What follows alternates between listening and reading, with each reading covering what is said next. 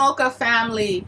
I had a teachable moment with one of my daughters with math the other day that I thought would be a good experience to share with you guys, only because I feel like this transcends homeschool and it transcends even working with your kids in any kind of academic way. I think it really exemplifies what this parenting situation is really all about.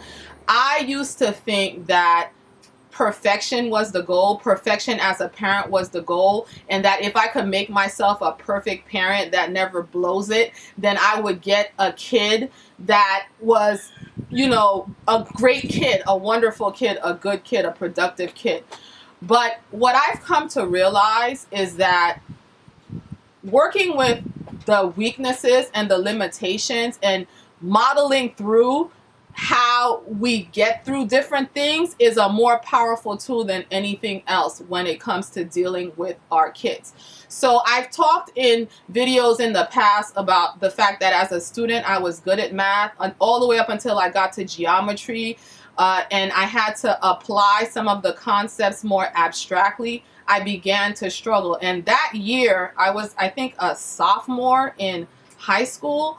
I developed math anxiety that I had to struggle with all the way up until this day. Like when you put math in front of me, I get kind of anxious. My assumption is that I'm not going to be able to do it. But, in homeschooling the kids, it's something that I've had to work through. My crutch is always, my husband is a mathematician. He's brilliant at math. He applies math to everyday life all of the time. And so my crutch has always been, worst come to worst, we have dad right here and everything will be okay. And it is true that that has worked for me.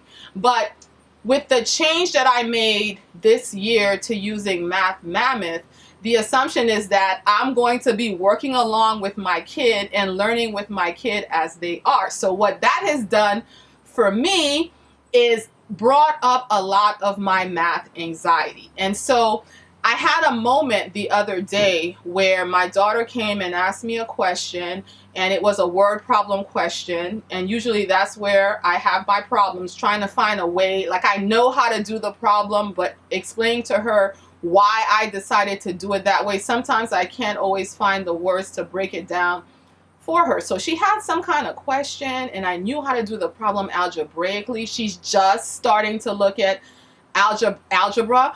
So the way I did the problem was a little bit more advanced than what I would be able to explain to her at that point. And so I had to tell her, all right, let's stop.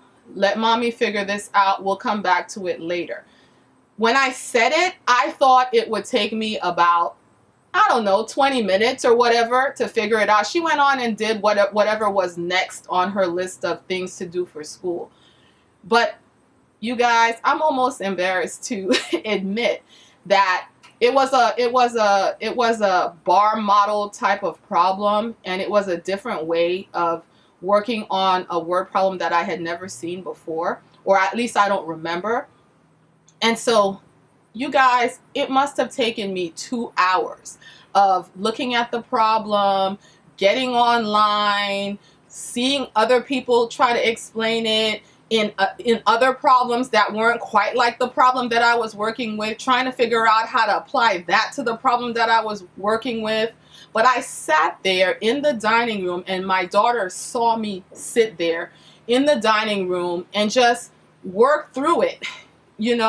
Just keep working through it until I was able to explain it to her in a way that made sense with where the lesson was going. And mind you, this is before I realized that the writer of Math Mammoth actually has YouTube videos. I probably could have gone and found the exact YouTube video for those kind of problems, but at the time I didn't know that. And so I came back really excited in the afternoon and told her I figured it out. And then we sat down, I explained it to her, she got it, and it was great.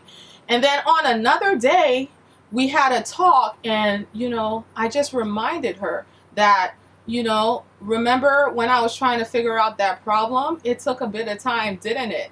I had a good attitude trying to figure it out, didn't I? This is what you need to do. Sometimes it's going to take a little bit of work. And yes, it would be wonderful if it could just be easy, 1, 2, 3, or if dad could tell me the answer. For some reason, I did not go to my husband and ask him, and he probably would have helped me. And I didn't think to ask him. I really think it was God that really directed me to just try to figure it out for yourself.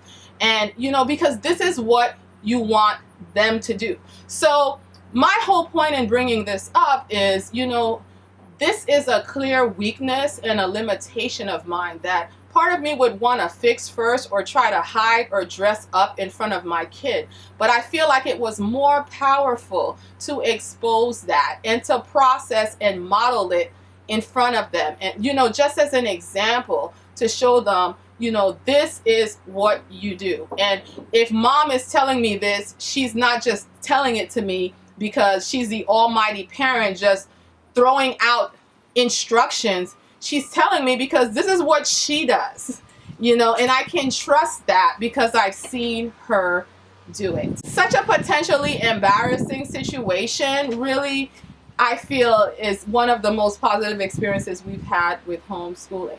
Let me know down below if you guys can relate to this at all, or if you've had a similar situation, or if you think maybe I should have just asked Mocha Dad to help.